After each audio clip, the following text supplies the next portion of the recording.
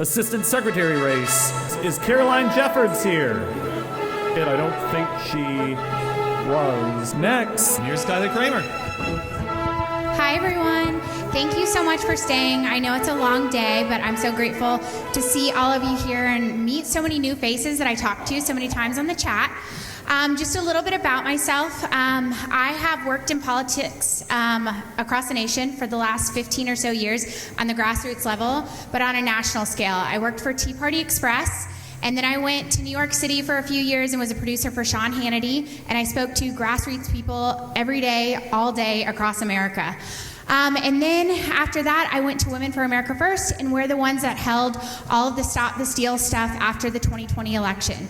When the RNC and some of these other big groups were not doing anything and standing with we the people after the election was stolen in 2020, we stepped in with a coalition of people to fill the gap. And I'm so proud of all the hard work that we did from November 2020 through January 6, 2021. We were at the White House with President Trump, and the last 4 years have honestly been hell. We have been investigated by every ABC agency and whatnot. And one thing I want to point out was that Chairman McCoon talked about how, they're going to be knocking at the door and jailing people and arresting people in 2028. We're already there. And that's why I'm stepped up to run, because it is such an imperative point in our party that we need to actually be doing stuff to build the infrastructure at the Georgia GOP. We have such an opportunity here with so many amazing people that are not being utilized or brought to the table to be a part of the process and get involved and grow the parties with their different ideas and different tactics, because what we're doing is not working.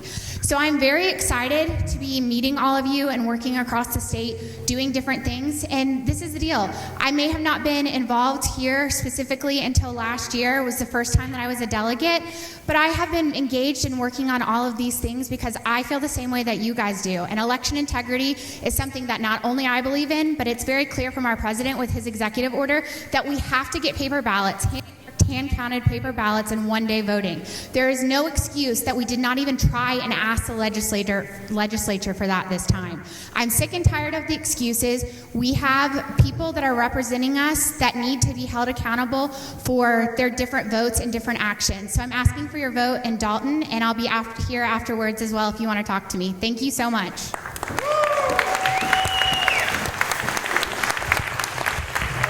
And now Jaquan Stembridge. And Kylie, if you could have a seat up here too. All right, Jaquan, you have 2 minutes. All right, thank you. All right, my name is Jaquan Stembridge. I'm 18 years old. I'm from Greene County, Georgia, and I'm running to be your next Assistant Secretary. Every time I go across the state, people always ask me the same question. They say, "You're so young. How did you get involved in politics at such a young age?" And I tell everyone the same thing, that my story is really simple. I got involved in politics in 2020 during the COVID-19 pandemic when the world was shut down and the government wanted to take full control of our lives. I grew up an only child in a single-parent household and a Democrat household, so I was always told that the Republican Party was the party of rich white men that cared nothing about people that looked like me.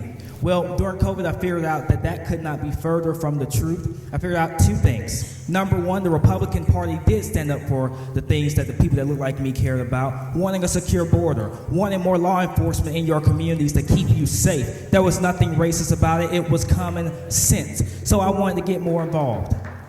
I also realized during that time that I did not like having the government in full control of my life, so I got involved, and now I am running to be your next Assistant Secretary because I believe it is time now more than ever that young people and Gen Z have a seat at the table in our Republican Party.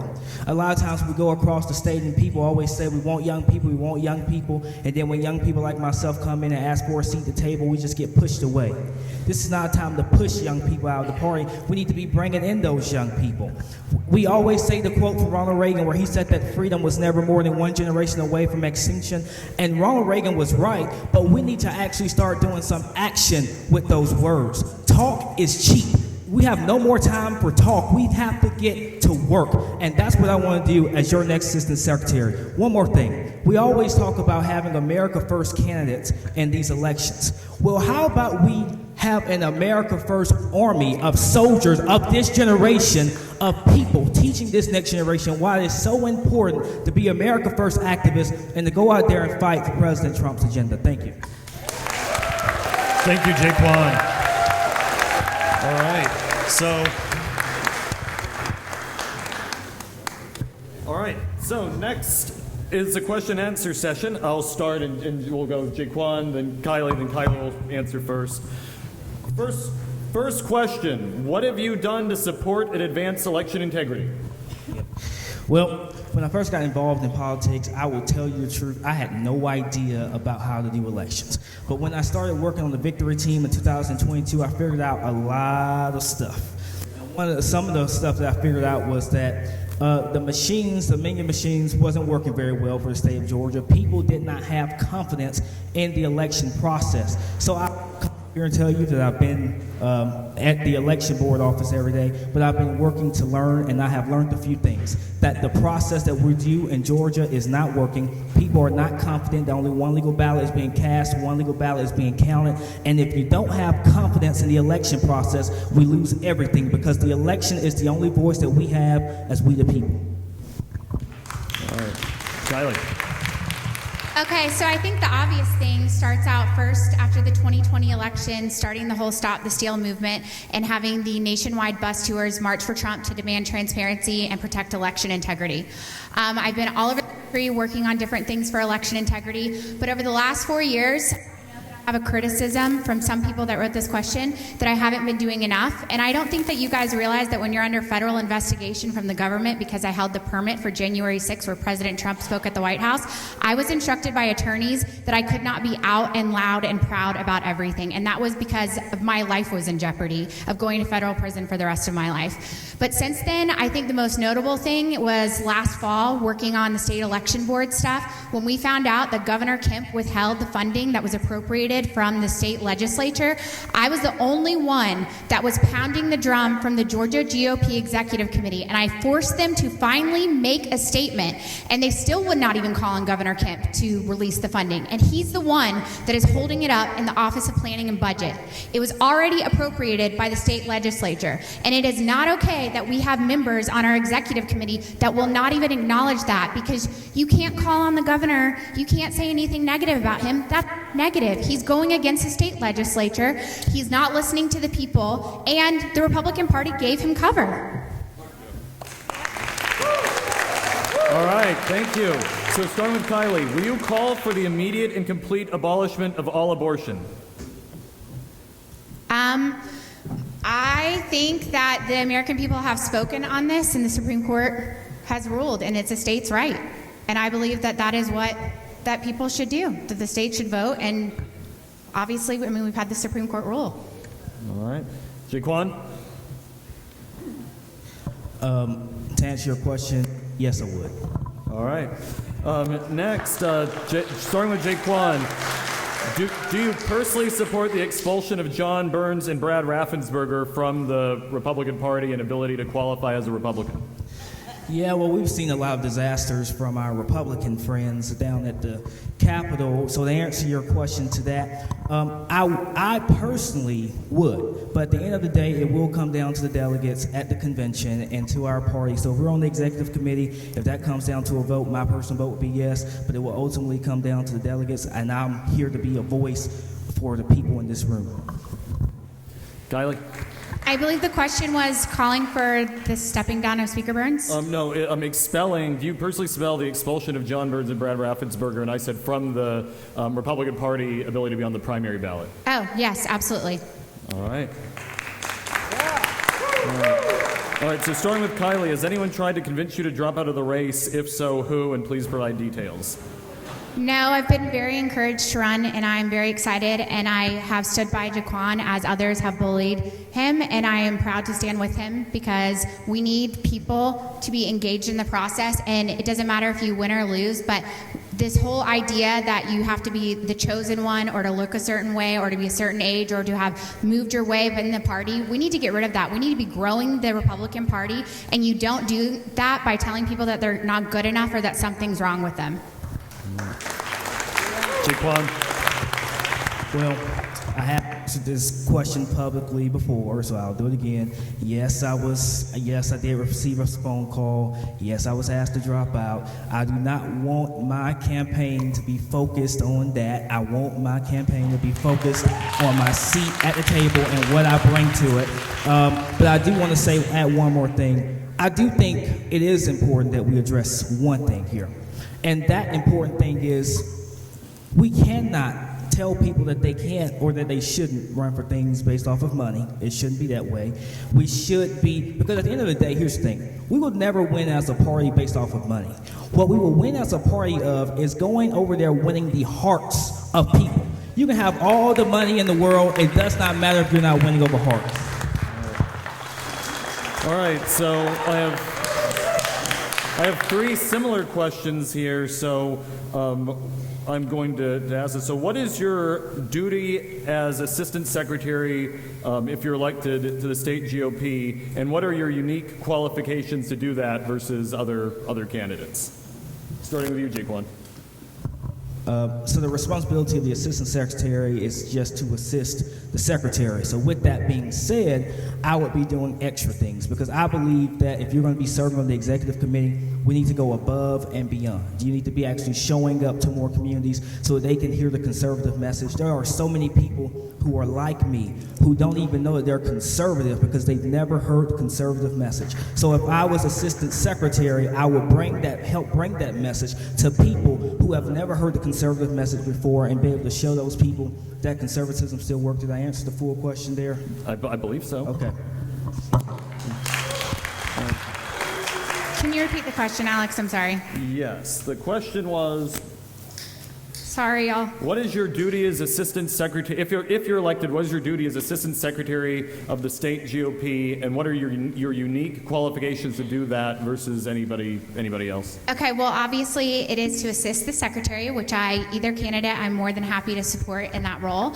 But also, it's very important that this is a vote on the Georgia Executive Committee, the Georgia GOP Executive Committee. So that is very important because we need to be having meetings. It's unacceptable that the last state committee meeting was last May, a year ago, May 24, and that the last executive committee meeting was in August of 2024 as well.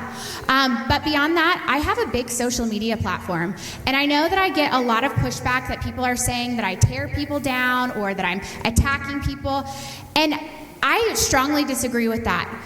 I would like to be able to work with the Georgia Republican Party to help amplify their message. Unfortunately, I've been told that I'm not good enough, I'm not allowed. I've watched it with several other executive committee members that are current executive committee members, and that is not okay. So I am trying to draw a light on that of how we need to grow the party and build it to be bigger and better. And I would love to be able to use my social media platform to help the Georgia Republican Party with that instead of fighting with people on Twitter and blocking them Georgia GOP account, because that is not okay. All right, thank you. And starting with Kylie, why did you or did you not sign the non-disparagement agreement to get the delegate list? So I did not sign the non-disparagement agreement, and I'm very proud not to have. The reason that I did not, a couple things. First of all, it's trying to suppress my First Amendment speech. Also, an advice of many attorneys that I consulted about it. Third is that this is crazy, the hoops that Lisa Pierce and I have had to jump through just to be a part of this race. First, they tried to keep us off the ballot. Now they're trying to keep us from having the delegate list. And this is a thing that they don't want anyone to know. I know that this happened last year. Josh McCoon played this same card last year. And the thing is that my mom, Amy Kremer, who is the RNC National Committee woman, had already signed the first one-page NDA. And now people are going around and saying that the reason that it was created was for my mom and myself, that they were scared we're going to go and sell the list or something like that. I just want you guys to know something very, very important. I have a list that's almost 1 million people from January 6th and from the March for Trump and Stop the Steal and everything. We don't even hardly use it. Well, we haven't in many years. But number two is that I fought the federal government. It cost us tens of thousands of dollars to keep and protect your information from going to the federal government because I believed that it was going to be used as a list to target. And we stood strong and fought them in the subpoenas with the DOJ, the January 6th committee, and many other agencies to protect our donors and to protect our data. And I think it is very important that the Georgia GOP protects the data, but not when it is giving that data and turning a blind eye and giving it to people like Debbie Dooley, Bill Simon, and others.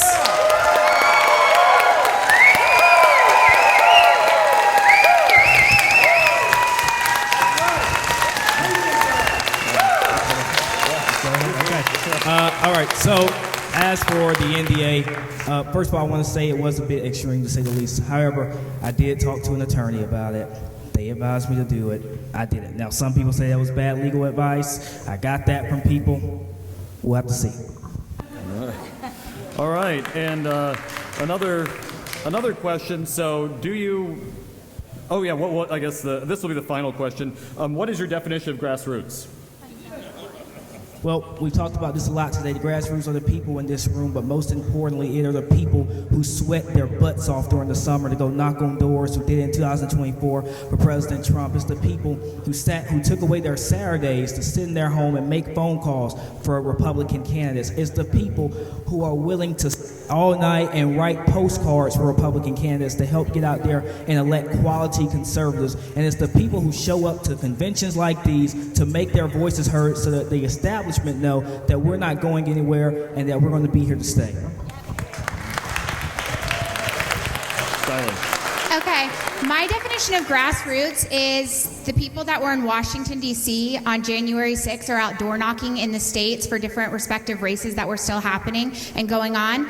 Because when we were doing that and standing with President Donald J. Trump, and there were 77 million of us that voted for him last November, the RNC was down at $1 million at the Ritz-Carlton planning for 2024 because they had already given up on President Trump. And if it were not for the grassroots and the rest of the people across the country backing President Trump, we would not be here today. So I'm very proud to have stood with President Trump and the rest of the grassroots across the country all of these years.